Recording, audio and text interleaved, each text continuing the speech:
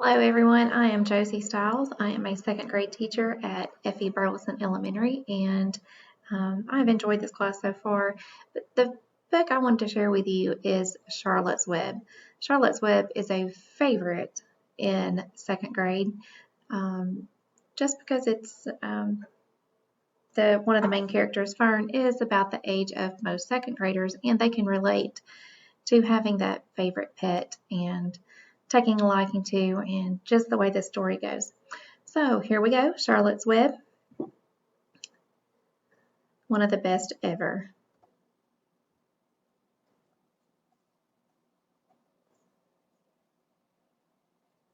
And if I can get it to go.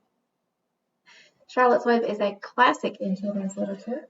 This book was written by the talented E.B. White and was originally published in 1952 by Harper & Brothers Publishing Company. Harper & Brothers is now known as HarperCollins and is located in New York City. They are a huge publisher, and I honestly didn't know they'd been around this long, so this has been interesting. As the story goes, a little girl named Fern Arable has a soft heart and pleads for the life of a runt little piglet.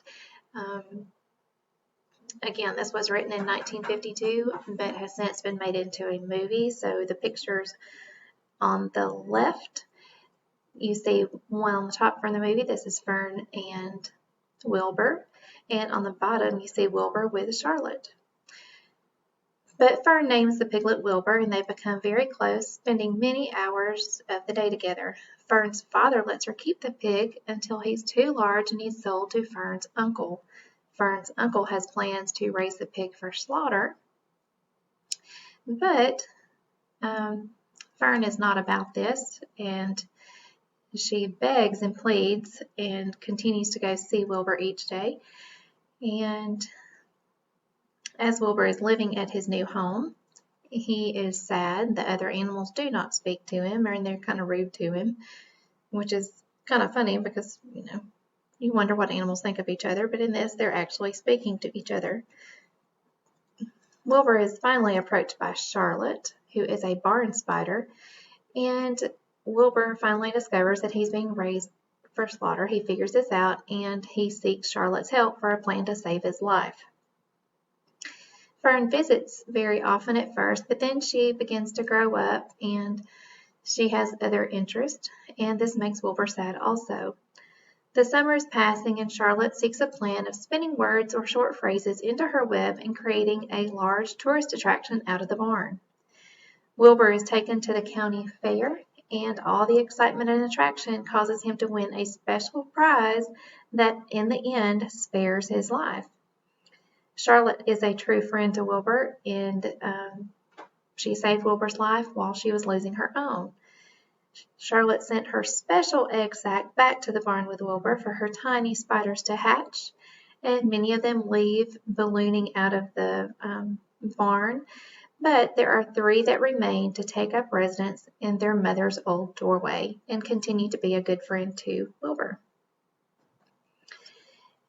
In our story, the main characters are Fern Arable, who is the little girl that we discussed, Wilbur, who is the pig and the runt, and he's quite emotional, Charlotte, who is the barn spider, who is a friend to Wilbur and saves his life, Templeton, who is the nasty rat that is bribed by Charlotte and Wilbur to gather supplies as needed, Avery Arable is Fern's older brother.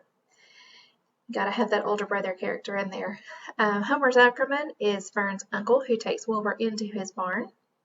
And other barn animals. You have geese, sheep, and a lamb who speak often with Wilbur. The story takes place in Fern's home and proceeds to the Zuckerman's farm and the county fair. The conflict in our story is Wilbur's approaching and dreaded death, and it drives the plot of the story. Fern is also growing up as a conflict in the story that children can relate to. The resolution, Wilbur learns to believe in himself and he becomes friends with all of Charlotte's babies, and he finally gets over Charlotte's death. The author's purpose in this story is written to entertain its readers. And I found this very interesting. When E.B. White was asked why he wrote Charlotte's Web, what he explained was this: I haven't told anyone why I wrote the book, but I haven't told anyone why I sneeze either. A book is a sneeze. Quite interesting. He wrote it just because he wrote it. Tone and mood. Throughout the story of Charlotte's Web, the author has a contentment and a peaceful feel about the story.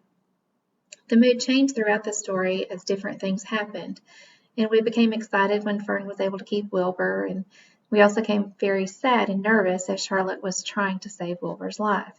So the tone and mood kind of shifted, or the mood kind of shifted as different things were taking place in the story.